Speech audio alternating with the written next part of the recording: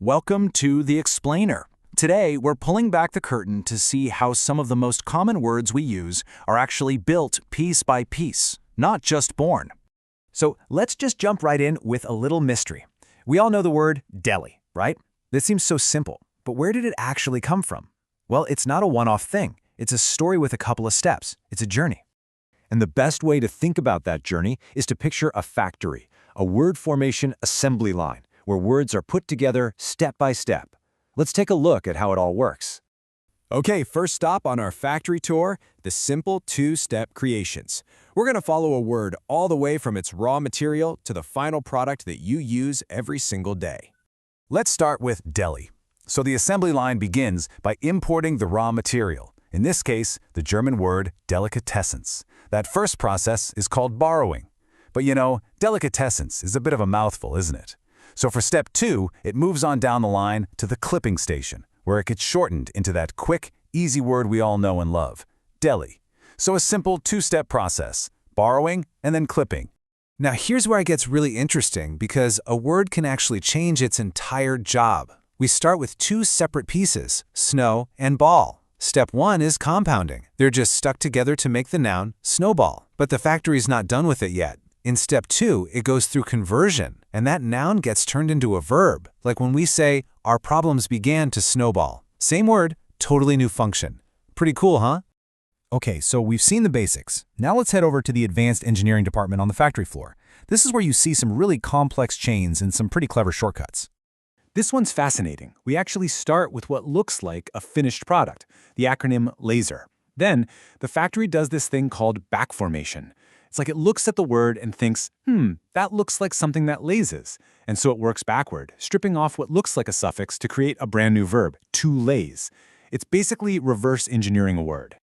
And here's a similar idea, but with a different twist. We start with another acronym, WASP, which stands for White Anglo-Saxon Protestant. First, on the factory floor, it loses its capital letters and just becomes a regular noun, wasp.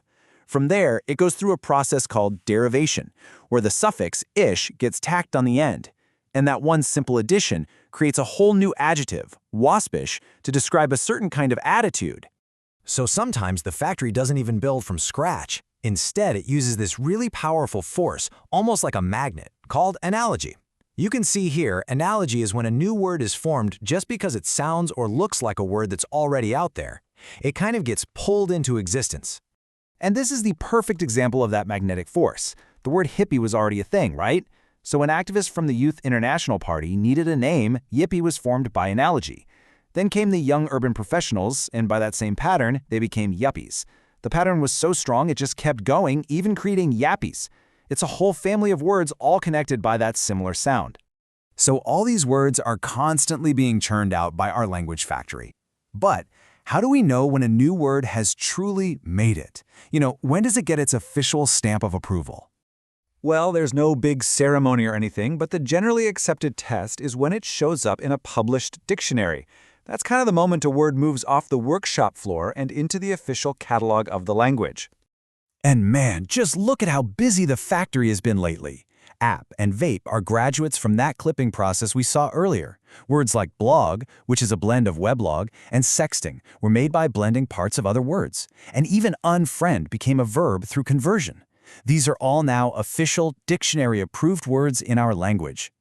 But it's really important to remember that not every new word is welcomed with open arms. For as long as this factory has been producing new models, there have always been critics who much prefer the old ones. Can you believe it? Back in 1806, the famous dictionary maker, Noah Webster, was actually criticized for being too radical. His critics called words like advisory and presidential vulgar. I mean, can you even imagine our language without those words today? This just goes to show you, Webster really understood the factory better than his critics did. He knew that language is always changing, always producing new things, and that what seems weird or vulgar today can become absolutely essential tomorrow. You just can't stop the process. So, the next time you hear a new, maybe kind of strange-sounding word, remember this assembly line. You might just be watching the future of our language get built right in front of you. Which makes you wonder, right? What words that we criticize today are going to be totally indispensable in the future?